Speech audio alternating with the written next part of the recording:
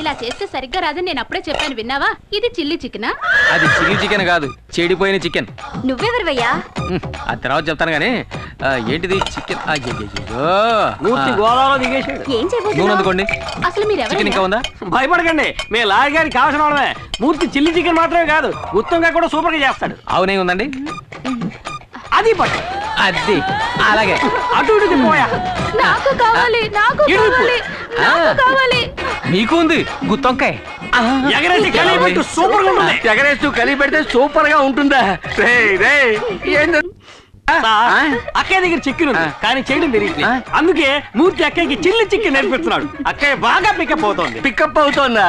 ఏమిటో నువ్వు అనేది? అది చెప్పగానే అక్క గబుక్కురు పట్టేసింది. గబుక్కురు పట్టేసుకుందా? మూర్తి బయటికి రా. వచ్చే మూర్తి అక్కయ్య తనే చేసుకుంటుందిలే. ఏం జరుగుతుందిరా లోపల?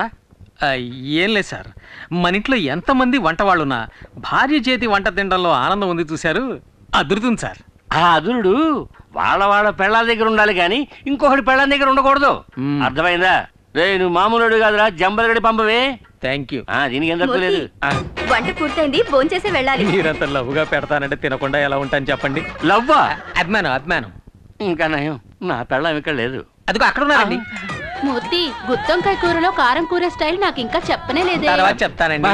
సరే మూర్తి.